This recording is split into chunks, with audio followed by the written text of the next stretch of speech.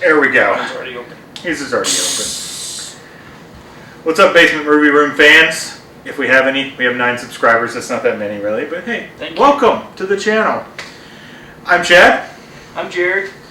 And we're finishing off the Nicolas Cage trilogy, or the Nick Cage trilogy, if you want to go very commoner on it. Or Coppola. Yeah, or Nicolas Coppola, because he's a Coppola and doesn't use that name for some reason. I don't know. But anyway, so to finish off the Nicolas Cage trilogy, we wanted to go with something a little different. We tossed around a few ideas: Sorcerer's Apprentice, Season of the Witch, but we settled on a movie that is pretty badly regarded, Wicker Man. The Wicker Man, I guess. And to be honest, ultimately, I didn't hate this movie. I've never seen the original, the 73, I think it was, original. I've never seen it. But I actually enjoyed this movie for what it was. I mean, Nick Cage is Nick Cage in it. And I thought it was pretty good. What did you think? Yeah, I'm in the same boat with you. I thought it was pretty good. A couple of weird editing issues. Yeah. That didn't make a lot of sense. Some of the dialogue was a little weird at times, but I think that's supposed to be like that. But overall, I enjoyed it. Yeah, and I think, you heard me mention multiple times throughout the movie that I'd seen Midsommar, which is the Ari Aster follow-up to Hereditary. And this movie reminds me so much of Midsommar. Midsommar's a much better movie. I mean, this movie, while I enjoyed it, I'm not going to give it a high rating. It's got its problems. It's got editing problems. It's got story problems. It's got a lot of problems. But ultimately, I found it entertaining. Midsommar's a much better movie, but it touches on a lot of the same themes. There's things in the movie, like that pole with the ribbons on it that I pointed out. A lot of the same structures. Very much Midsommar-like. And I guess it's because Midsommar is kind of about a cultish society, and this is about a cultish society. But, I mean, essentially the movie goes down. Nick Cage gets a letter from an ex-fiancé of his that her daughter has disappeared on this weird island that she lives on called Summers Isle, which is off the coast of Washington State. He's a California police officer. The first of the movie, he's involved in some car accidents, which that really never got resolved. What happened to that car accident? There's nothing that gets resolved. I'm sorry, that's a little bit of a spoiler, but essentially at the first of the movie, he's a motorcycle cop. He's at some diner for some reason and buying some self-help book. Aaron Eckhart has a role, non-speaking, nothing role, very brief, as a truck driver. Yeah. I was like, is that Aaron Eckhart? Yeah. And you were like, I think so. I think so. And then in the credits, there he was. You noticed the credits. I didn't even pay attention. But I was like, super weird. Maybe that was towards, I mean, was that before like Aaron Brockovich? I don't remember when Aaron Brockovich was. But so this was in 06? 06. And I'm pretty sure Brockovich was right around that same area, right? I think Brockovich was first. Even before this. So yeah, Eckhart had big roles, but maybe his role was... My guess is he's supposed to be the truck driver. And that would be my guess. Cut out. And it probably got cut because, I mean, that whole bee scene where he's not the bees, the big scene that everybody talks about from this, is not in the version we watched. Yeah. Yeah. And we were like, where is that? That was not the director's cut. Yeah. I mean, clearly there's a director's cut somewhere, and I don't think it's any better probably, but the Not the Bee scene was not in the version we watched, which is just a standard version on Amazon Prime that I paid $4 for. I don't feel like I wasted $4. No. I mean, I'm okay with paying $4 for this. I've done worse at Blockbuster back in the day, for sure.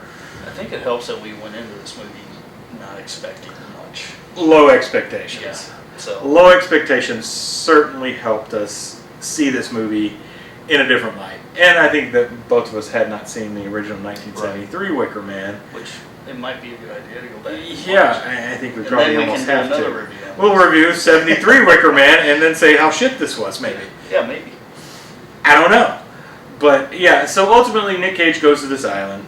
He bribes his way onto the island, which was a great joke we were having between each other, with a couple of grants.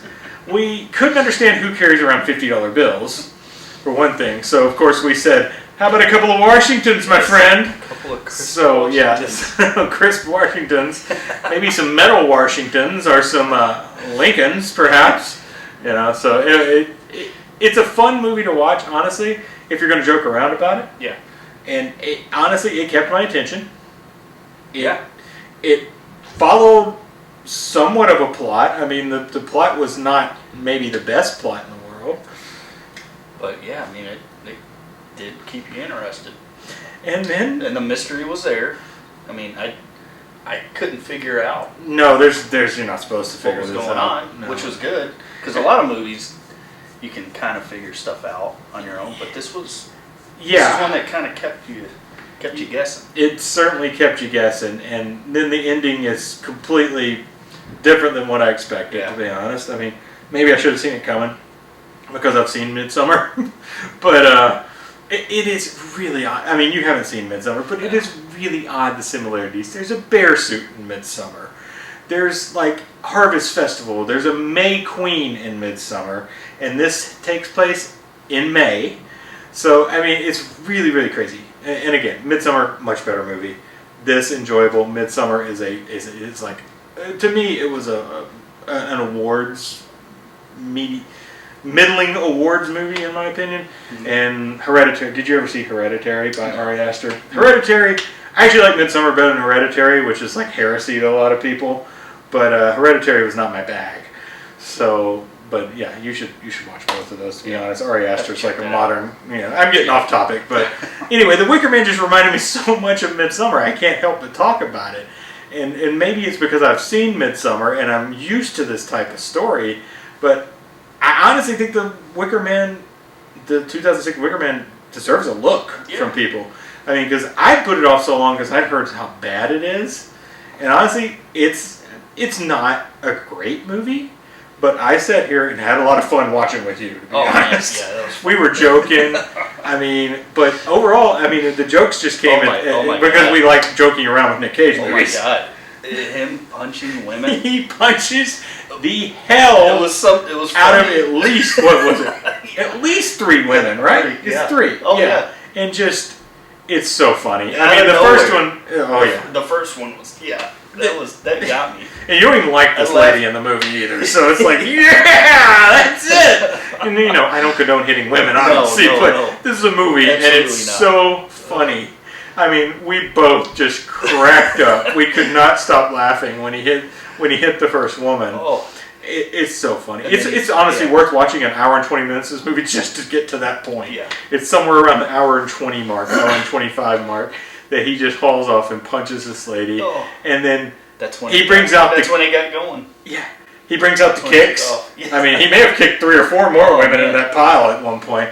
Yeah, right after he punched the bear lady. He punched Bear Lady, and then he punched and kicked Lily Sobieski, who has disappeared at this point in movies. I read an article on that. I told you about that. But yeah, the cast of the movie, decent. I didn't think anybody was bad in it. I mean, everybody played crazy. Ellen Burstyn, always good. And I can't remember if this is before or after Requiem for a Dream, in which she may have won an Oscar for that one. But she was honestly, she was just there, in my opinion. There was nothing special. She was just kind of like this big wig on this island but her conversations with Cage, were good. But they're unhinged. Nothing crazy. I mean, looking from the outside, all these people on this island are unhinged. Yeah. They're crazy. It's a cult. It's a cult. Yeah, it's a cult island, and ultimately you find out that Nicolas Cage got invited to this island on purpose. They started like years before to get him to this island to like kill him for their harvest, I guess, because that's not perfectly explained, to be honest, because they're like, oh, we've had bad harvest in the past, but then they burn him. It's just at the end, and it's very just weird. A tradition. Yeah, because the ending. And then obviously. At the end, you get James Franco and Jason Ritter, 2 actors who were. Spider-Man was before this, right? Spider-Man was before. Yeah, I mean Franco was in Spider-Man. Before. It's like 2001, right? Yeah. Spider-Man was before this, so Franco's just randomly at the end of this movie. Yeah. Jason Ritter, who is John Ritter's son, and who's a great actor. You don't see him in a lot of stuff. He's been in some TV shows, but he's recognizable. Both there at the end, and then Lily Sobieski and the fiance of Nick Cage from earlier looking a lot younger, although she looks a lot younger than Nick Cage throughout the whole movie. It was kind of, Nick Cage in an unbelievable relationship has never happened before, right? There's not, Next with Jessica Biel or anything. So, but Nick Cage does go full Nick Cage. It takes a while to get there. I mean, we were waiting for it. So was that a flashback? Or was that moving forward? Because they looked. No, that had to be moving forward because Lily Sobieski looked exactly the same. Yeah. Okay. And so no, it was definitely a flashback. I was just wondering because. But James Franco's like, I just graduated from the police academy, so apparently cops. They want cops because Nick Cage is a highway patrol officer in California. And the funny part is he goes up there flashing his badge around like it means anything. He's a California police officer. Yeah, he's not even a detective. Yeah, and he's haunted by this car accident that he was in the first. But again, that never really gets explained. It's like were they trying to escape the island? I don't know because that car was unregistered. Yeah, it's unregistered, maybe. But how would he ended up? And then it just. The car accident stuff probably could have just been cut, but then I guess they needed him to be emotionally unstable. Yeah, and they had to keep showing that one girl get hit by a truck. They did. He's on a ferry and a truck. He imagines a truck driving across the deck of the ferry and killing a girl. Yeah, it happens multiple times. Yes. But ultimately, I think the movie was okay. I mean, it's not perfect, but I think it's worth a watch. I don't think I'm not going to give it like 4 stars or anything. I think it's a 3-star movie. I think it's dead middle. It's a middling movie, but I enjoyed it for the Nick Cage because Nick Cage is always good. Nick Cage on coke. Nick Cage on no coke. Coke on it. No cocaine. He was taking pills, but I assume those are downers, yeah. Which we don't want Nick Cage on downers. No. We want him on cocaine. That's why Mandy is the best of the Cage trilogy that we did. Absolutely. Mandy, Color of Space is probably right around the same of this one. Maybe a little bit better than this one. I don't know. But this one, okay, it's not good, but it's enjoyable to watch. Yes. That's the way I'm saying it. It's not a good movie. It's not made particularly well. It's passable. Especially going in, not seeing the first one. Yeah. We have no clue how the first one is. Just, we know it is. It's a remake of a movie that's pretty well regarded in horror. Yeah. I think. So, I even saw a guy the other day that said Wicker Man is his favorite movie. Yeah. And I'm like, not the 2006 one. The 73. Not the Bees. Yeah. Not the Bees. But yeah. Yeah, I wonder where that has been scene. It's in the trailer. I mean, it was in every trailer for this movie. Because that part where they had him. Yeah, he was all messed up. And he was yelling. His eye my legs! Yeah, his leg. And his eye was full of. They didn't show anything. I assume they must have cut something for a rating or something. Must have. Because I don't know what this is rated. I assume it's probably PG-13 ultimately because it's nothing too bad in the movie. Yeah. So I guess he does drop an F-bomb towards the end there. Excuse me. And he punches women. Yeah, but that's just fun. It was so funny. Oh, it was just funny. Out of nowhere. It was great. Yeah. So yeah, I mean, I'm going to drop a 3-star rating on this. I know that's kind of crazy. I know most people say, oh, this is a 1-star, half-star movie, but I enjoyed it. And maybe because I was watching with Jared, we like to get together and watch movies, and maybe it's more enjoyable because of the joking around. We like to make stupid But comments. 3 stars. Yeah. That's what I'm giving it. So I gave Color of Space 3. Yeah. I got to go just a tick above. Oh, you're going above 3.25. 3.25. Yeah. Given the 0.25 rating. The ending of it's like Color a C+. Kind of. Yeah, Color Out of ruined Space. Me on that. Color Out of Space was weird. Yeah. Not that this wasn't a weird ending, but at least it fit with the rest of the movie. Yeah. All right. The main guy. Yeah. Anything else?